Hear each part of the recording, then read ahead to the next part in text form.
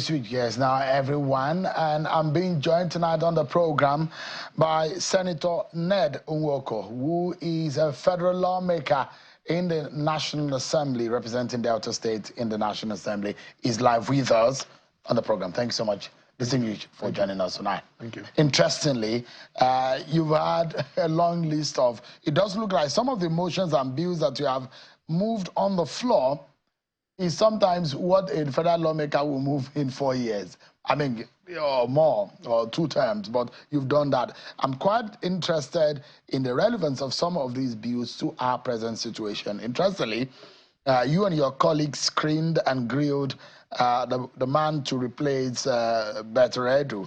And you are one person who is saying that you moved a bill for the creation or the removal of the humanitarian affairs or this handout to be replaced by a particular agency. How do you think that can work? Are you saying the present structure is not working? Well, thank you very much for the opportunity. As a matter of fact, it's just a big coincidence that today we screened the minister who is coming to replace Better Edu. And I listened attentively to the first question that was asked of him. I never met him before, but I was very impressed. Very impressed that he offered a solution going forward. He realizes that that ministry has been bedeviled with corruption and other practices, that so much so that they've never been able to reach the masses, the poor, the vulnerable, the disabled, all those people. And, you know, from his answers, I believe that we can work together, because what he has made clear to us today is that he wants to run a data-driven ministry. And he went on to explain how this will work, almost like what I have proposed in my bill, which is that we should have data of everybody, from the units, as he put it, which is the correct thing to do, to the wards, to the local governments, and to the states. What, in simple terms, what he said today is that there should be database for everybody. But what you are proposing is an agency called NSSA, the National Social Security Agency. This agency will, of course, work effectively. But as I was saying to you, the minister that he is now is been confirmed today, so he's a minister. What he did was to emphasize on those things that I've been advocating for, which is that which was never done before, which is to identify those who are in need from their various communities, and as against what is happening now or what has been happening before. You know, we have budgeted so much money, in billions, hundreds of billions, to this agency, to this ministry in the past. And how does it work in the past? They simply get senators, House of Reps members, and others to nominate beneficiaries. And this doesn't go down to the real people who need it. But the corruption, Senator, are you aware of what is said about the history of humanitarian ministry? The kind of deep corruption that goes on, how it serves the interests of some political and traditional rulers' interests. That's why I've been up against it, against the ministry itself. But I'm just telling you now that with what the minister just told us that he is prepared to do, which is in tandem with what I am proposing. Look, what am I proposing? Put in single layman's term. First, is that we must have a national database that captures everybody, whoever you are, from Mr. President to the bricklayer, from the ministers to the teachers, from the soldiers to the accountants. Everybody should be captured within that database so that we begin to know those who are in dire need of support. And these people should be able to receive some amount of money every month, as of right, without them knowing anybody. What constitutional provision will back that, if it's as of right? It's a bill. I've just told you, it's a bill. Good governance is about providing for the people, isn't it? But it will be the act of the National Assembly. That's what I'm telling you, that my bill seeks to do. My bill seeks to make it a law, an act, to have this data-driven agency. Automatically, when you fall within that bracket, money comes to you. Money comes to you without me knowing you or without you knowing anybody. It's just the fact that you are in a local village. Does this work in any part of the world that you know? Oh, yeah, it works in England, it works in America, it works in France, it works in Japan, it works in every other... Do we have what it takes to be able to functionalize this? What does it take? It's just some level of technical database, isn't it? Which is what this guy talked about today, that you're going to use database. It's all about database. It's all about capturing every individual in Nigeria. Those who are working and those who are not working. Those who are sick from those who are not sick. And then being able to understand that for those who are not working, those who are vulnerable, those who are disabled, those who have suffered some other infirmity because of accident or whatever, who are not able to continue to work, that they receive money as of right from the government. So there should be money in that fund, not shared. You don't carry money because some governor likes you or some senator likes you. They will nominate you, and then you get some $100,000 in a month, a one-off payment. All I'm saying is that the system has to be transparent. So what we have now is a failure. Oh, it is. There is no transparency, no accountability. There is none. There is none. So people don't. There's no governance in terms of, helping the poor. We've run a system that lack data, Senator. No, where do we start from? That's something that the minister said something today that I applauded. I never thought that we could have a minister who understands what has to be done. So, but hearing him today talk to us for about 30 minutes and then going through his resume, I think he has a PhD in engineering. So he understands the essence of data.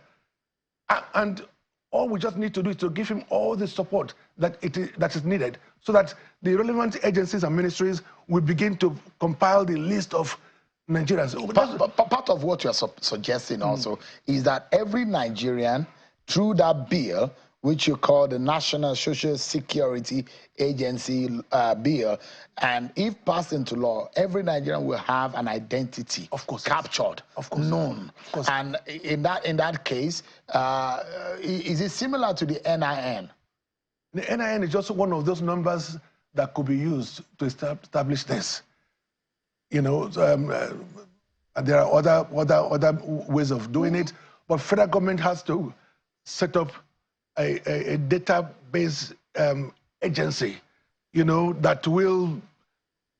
We have to work with a verifiable information, with an acceptable and known information. So, if somebody, let me just go back to this again. If somebody is disabled, and they are not able to work, and they are in your village, how would they get to your senator or the House of Representatives to give them that allowance that they need to survive, to eat and pay some bills? They would never be supported by anybody. So those are the people that we should target in advancing this country. We must look at those who are really in need. And there are many of them. But the fact is that this ministry has never addressed that. What the ministry has done before, let me tell you what they've done before. They simply just get some consultant here and there to help them to compile a list of names, and then 100 billion is made available to them, and they decide as to who they give this 100 billion to, mainly to their families or their friends or those who support them, but not to those who need it. So the point is that, and when that is done, those people who get those money, they're just beneficiaries of goodwill from those who put them there. But this agency that I'm proposing now, what it does is to identify those people who are statutorily entitled. Yeah. So it becomes of rights. Now, the question is, we have multiplication, duplication of identities. Yes. Your driver's license, and in other crimes, you only need one identity. But I think they can use NIN. the NIN. To unify them. To unify them. Yeah, because you have the BVN as an identity, yes. You have the NIN as an identity, you have your international passport. You cannot rely on the passport or driver's license. If you are talking about the point I'm making is this. I'm looking at the solution and where we start from. We have multiplication of all of these identities. What you are proposing is one identity for a Nigerian, which will capture everybody, your social status in the country. In the country. So do we then collapse? INEC also has your data. Yes. What's it called? The traffic guys also have your data. That is because everybody has data. Nothing has worked. No unification. Yes. So we must start from the unification of identities. Yes. And it's looking like a security matter, isn't it? It is. It is. So whoever you are, even if you are wanted by the police, it will be there. If you're wanted by customs or you have been evading tax, it will be there. You know, so when they put your name, Sheun, your details will come up. So everybody who is looking for you, who wants to know who you are, what you are, stand for, it will be there. And with that, they can plan Nigeria. We can begin to plan for the most vulnerable, for the most poor in our society. How urgent do you think this should be done? Like yesterday. Let me take you to one thing also. Let me tell you, I understand that some more money is being released to the ministry and all. No. Before they start releasing money, this can be done so quickly. Let's fix it first. Yes, we can get 36 experts or 37 experts. I say you go and handle Delta, you go and handle Lagos State, you go and handle, and then they bring them together. Because that looks like a more kind of sensors, quasi-sensors. It is. Yeah, data capturing. It is, and it's going to be biometrics also. Biometrics, of course, and it will be reliably used for anything. Verification. For anything. Yeah. You know, there is something that I mean, because this has security implication, this also has economic implication. You have also moved a bill for the prohibition of foreign currency use in Nigeria. Is actually captured in the CBN Act. The usage of foreign currency for transaction in Nigeria is illegal. But yet, people still use it for school fees, for hospital bills, and all whatnot. That what you are proposing isn't going to be duplication for what is already obtained in the CBN Act. No. It's an amendment to the Act. The fact is that our economy, as it is in tatters. It is some kind of quagmire, if I may use that word. And it doesn't matter how you look at it. It doesn't matter what policies they try to introduce here and there. Nothing will work. Nothing will work as long as we keep tying the level of exchange rate to our consumptions. Nothing will work. Let me tell you, let me just try and break it down to you. You know, when we became an independent nation, we had Naira. And our currency was quite strong. Then suddenly, we began to have other currencies, dollars particularly, and pounds, and now, of course, euro. There is no country that I know in the world that has the use of multiple currencies. Every country, Britain, they use pounds. America uses dollars. France uses euro. Now, if you go to any of those countries and you have, for example, you go to UK and you have dollar, you must change it at the BDC. You cannot pay for anything in dollars in UK. Everybody is paid their salaries in pounds in UK. The same thing you go to America. Everybody uses dollars. So for this to work, assuming that we agree, you know, all of us agree that we should prohibit the use of foreign currency in Nigeria, what it means that if somebody is coming to buy oil or buy gas or buy gold in Nigeria, they'll be required to use only Naira as form of transaction. Yes. So if they're coming from UK, for example, what they must do is to look for Naira.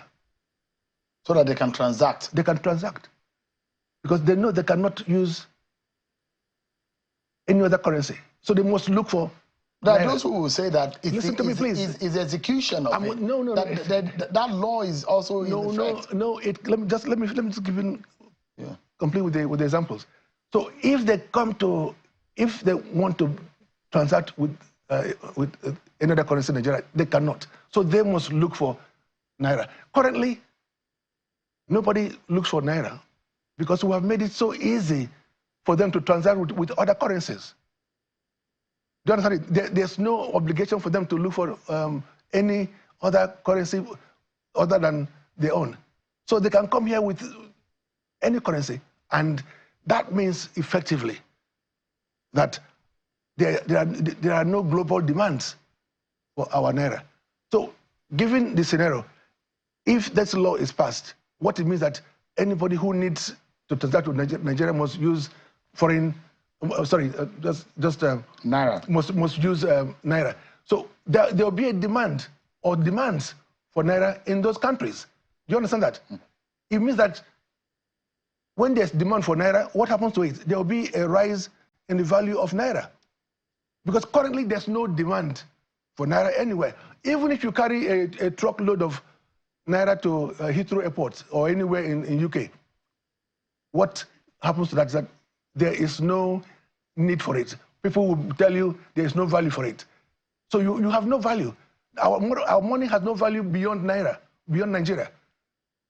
So for this to work, what we need to do is just to prohibit the use of foreign currencies. And when that happens, people will begin to look for naira. When they look for naira, you will see the currency appreciate. And when it's appreciate, you can take naira to UK and you change it at the airport. You know, because they need naira. They know that the businessmen who are coming to transact business in Nigeria need naira. So they'll be happy to take naira from you to keep for future transactions. But now, they don't have any need for naira. Can that fix our economic problem? Oh, yes, it can. This is the solution. This is the simple solution. You cannot go to Morocco, for example, and use any other currency other than dirham, the local currency. Is it difficult to understand that, okay, take for instance, how our economy has been bastardized. We sell our crude oil in dollars. Then CBN takes this crude oil and will sell it to, some speculators. Then you have what they call parallel market. Some official, the other one unofficial, involving dollars. Parallel market has to do with dollars, isn't it? So why do you need a parallel market in your own country? Why would you need to subject your own currency to this simulation where, you're allowing the other currencies to box into a corner? Nobody respects naira. Senator, isn't going to be an oversimplification of the economic problems of Nigeria, because there is a fiscal aspect of the economy, and the other aspect, there are those who believe that one singular action of the president, the removal of fuel subsidy, is a major effect, or that has major effect implication for the economy, the flotation of the naira, the unification of the currency windows, and a few other decisions. Mr. President has been trying to do that through some unification of the exchange rate. Yeah. That's one step in the right direction. He has also taken another step based on something that I have been advocating for, which is that anybody who wants to buy crude oil must pay for it in naira. In naira. I've been talking about this. So the EFCs, for example, they've also said that you can't transact, some other businesses in Nigeria with naira, but it has to be a wholesome approach. Now, as I said to you before, foreign workers in Nigeria, all foreign workers in Nigeria are paid in what? In foreign currencies. Why on Nigerian soil. On Nigerian soil. That is discriminatory. That is unacceptable. Because as I said, if you go to other countries, in France, it doesn't matter who you are paid in euro. Again, you go to UK, you are paid in pounds. It doesn't matter what work you do. You go to to America, you are paid in dollars. So it doesn't matter who you are. So we must unify our currency. We must seek to protect our currency. And this is something that has to be done with the prohibition of the use of other currencies. Just take, for example, most people have foreign currencies in their local accounts here. We don't need to have that. That also has to be prohibited. All those people who have you know that this is the biggest problem we have. It is not oversimplification. It is the fact that when you stop the use of other currencies and also stop the importation of goods, then you begin to promote local. Did you hear what Dangote said yesterday? Let me finish, please. You start to protect local companies, local industries, local manufacturers, local producers. But you must take a step in doing this. I know some people say, but how can you prohibit everything? We can prohibit virtually everything except for those very limited essential things that are, you know. So as far as you're concerned, most of these luxury items should be banned. Should be banned. Anything that we cannot produce, we should forget it. We should forget it, yes. It will force us to look inwards. Look inwards and begin to manufacture, begin to produce. And these are all part of the bill that I put together. Are you worried about what Dangote said yesterday, for example? He said he has about $1 billion worth of fuel, refined product in his storage. And he was begging the marketers, NNPCL, that they should patronize him. Does it bother you? It does. There's just one single solution to that. In line with what I've said before, what the government must do is to prohibit the importation of crude or refined products into Nigeria. We cannot continue to import anything and expect something different from to happening in the economy. So what has to be done is just to prohibit the use of the importation of refined products. People are still importing refined products. They're still competing with Dangote. So we must protect that industry, that refinery. And then we must also take steps to repair the other government-owned refineries across the country. We have no reason whatsoever. This is the only country that's oil and gas producing that's importing refined products. And your state, for example, is one major, and I've heard some of your comments that you've made about governance in your state, for example. Yeah. The Opai power plant. Of course, yes. You've also talked about accountability. Of course, in yes. The kind of money. You said what your state, Delta, has received, put together, the allocation is more than this whole Southeast region. Of course, yes. And those who believe that maybe you have a personal grouse against the governor. I don't have any. I mean, I worked for his election. I worked for his nomination. I worked for his election. We've been friends. But beyond that, I have my obligation to my constituents, those that elected me. They're asking for power supply, and we have the source of power supply. It's just to step it down. So the state government cannot tell me, oh, it's a federal government's duty. It is not the federal government's duty. It is your duty to step it down, because this is something that will affect the populace, our people. Is the governor listening to you? Look, whether he listens or not, the people will listen, and the people will know what to do.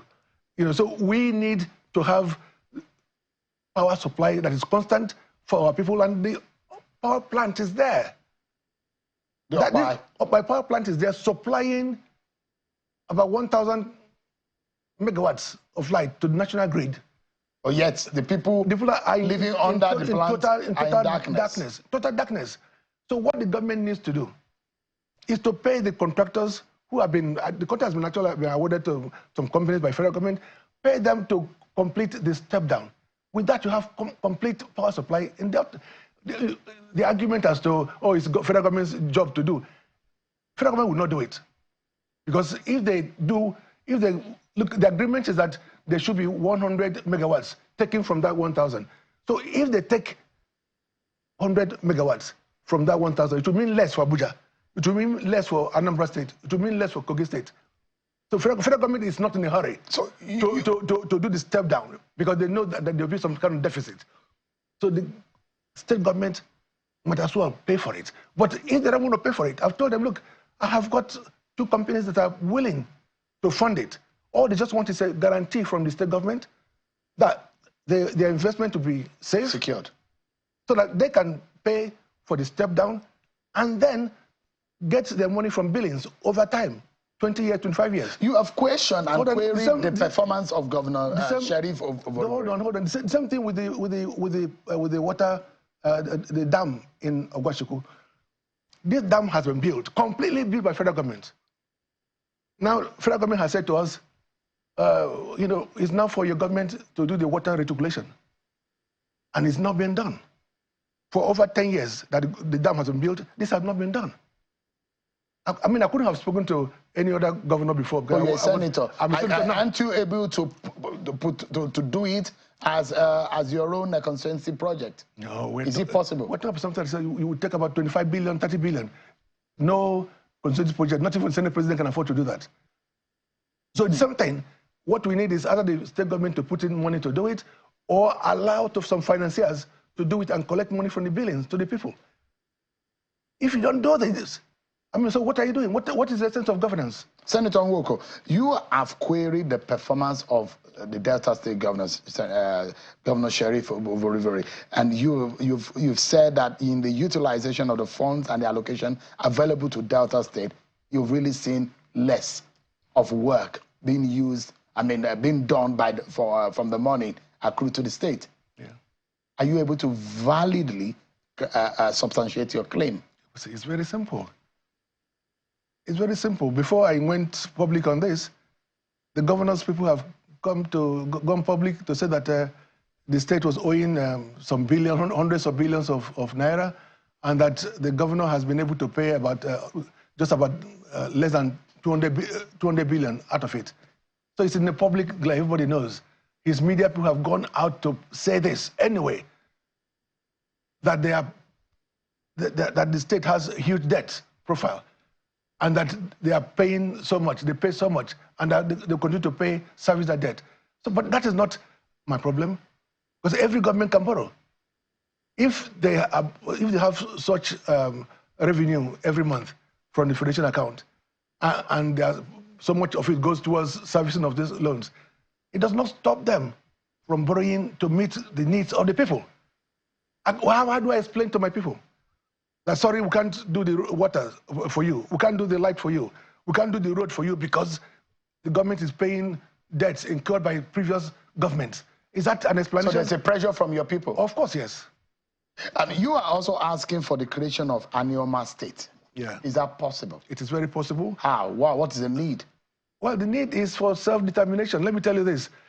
I represent 9 local government areas. My constituency is made up of 9 local government areas. Out of these 9 local government areas, 6 of them are oil and gas producing. We are predominantly an agricultural agrarian people, and but of course some of it have been devastated through oil and oil pollutions. But to have a state is something that our ancestors, our people have been clamoring for over 50 years. We are the Anyomas, are Igbos, largely Igbos. So you want to be the 6th Southeast state? We will be the 6th Igbo state, because, I mean, we're getting the support from Southeast. The fact is that federal government is going to create one state. They will create one state. But that one state to be created to assuage the Igbos, because they've been marginalized, as you know. Southeast is the only part of Nigeria. How? Of course, yeah. Look, you're talking as if you're not part of Nigeria. Southeast is the only zone that has 5 states. Others have 6 states, except Northwest that has 7. You don't call that being marginalized, isn't it? Why? How do you determine? So if Anioma State come on stream, that will erase that. And if you also listen to the youths who are killing and maiming, what are they clamoring for? Those who are in IPOB or ESN and the rest of them, what are they clamoring for? What are their outcries? They're talking about being marginalized. And one of those areas of being marginalized is that they have fewer states than others. So if we are on the other side, the Igbos on the other side of the river, what they call us Bendel Igbos or Western neighbors. If we also have a state that could become the 6th state of Southeast, or even if it's going to be 7th state in South, at least the fact is that the average Igbo person will feel, okay, something is being done for us. All right. Senator, we are totally out of time, but there is a controversial bill that you have moved for every Nigerian to be able to carry arms. America is suffering from that particular policy. And now Senator Nwoko is clamoring for the problem, the age-long disaster happening in the United States to be localized here in Nigeria. We just have 30 seconds. Do you still think that that's to solve our security problem? Oh, it will. It will. Look, let me tell you this. My SLA was killed in November last year. And the wife told the story. The wife said that the estate was attacked by some kidnappers. They were going from house to house. And they knew they were coming to them, but they couldn't do anything. When they got to their door, they literally wanted to knock down the door, but my SLA, who is late now, said to the wife, look, you go and hide somewhere. Let me talk to them. Of course, the wife and the kids went to hide under the bed in one of the rooms. When he went to open the door, he was taken. And we never saw him alive. Nobody saw him again. As a matter of fact, those people who took him away have been arrested. And the body of my SLA was also recovered by the police. Now, if he had a gun, or if members of the community, or those people in that estate had guns, you think the